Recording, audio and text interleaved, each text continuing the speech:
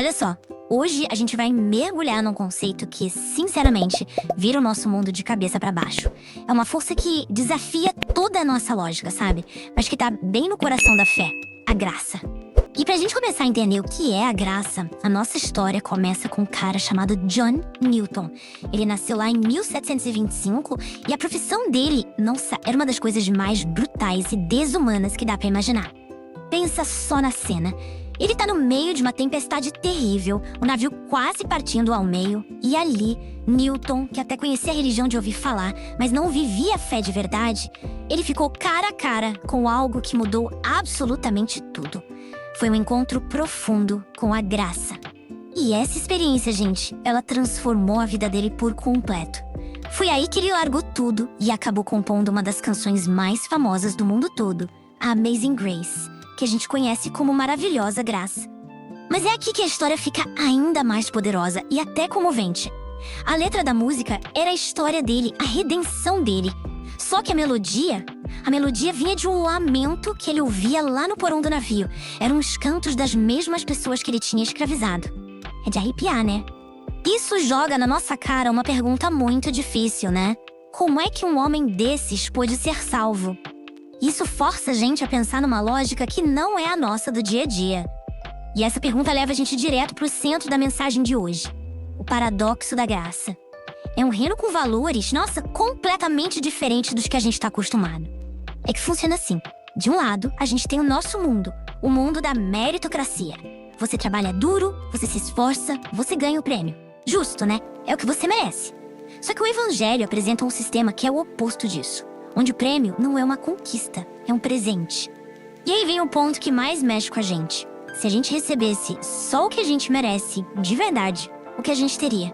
A família que a gente tem, a saúde, a própria vida. A mensagem da graça diz que tudo isso não é um pagamento pelo nosso esforço, é um presente.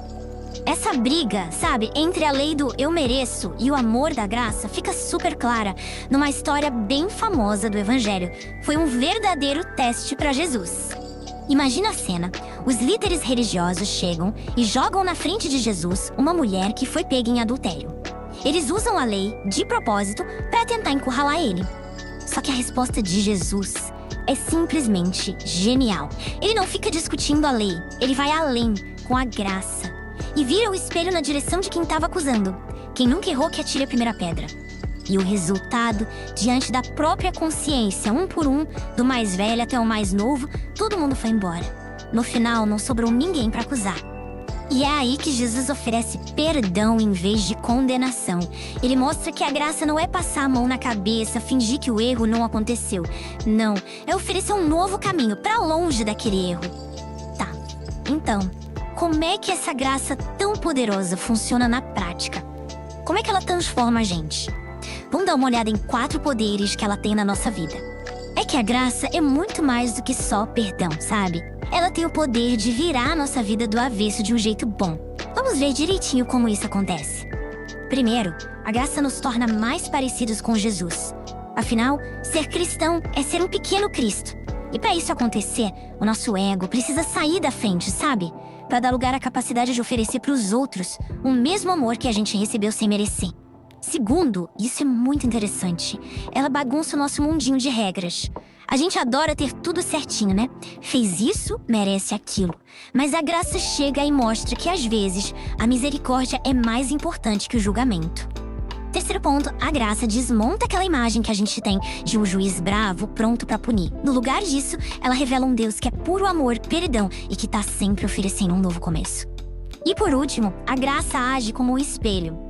Quando a gente se depara com um presente tão perfeito e imerecido, a gente consegue se enxergar de verdade, com falhas, sem merecimento algum e com uma necessidade gigante dessa transformação. E tudo isso nos leva para a grande verdade, a conclusão de toda essa mensagem. O apóstolo Paulo, lá em Efésios, resumiu isso perfeitamente. Ele disse, porque pela graça sois salvos. Ou seja, não é algo que a gente conquista, não é pelo nosso esforço, é um presente de Deus. E isso deixa uma reflexão final pra gente, né? Pensa só, como o nosso mundo poderia ser diferente se a gente conseguisse oferecer para as outras pessoas a mesma graça que a gente precisa tanto. Bom, pessoal, esse foi um resumo sobre o poder incrível da graça. Muito obrigado por acompanhar a gente até aqui. A mensagem original, que inspirou tudo isso, é ainda mais profunda, vale a pena conferir.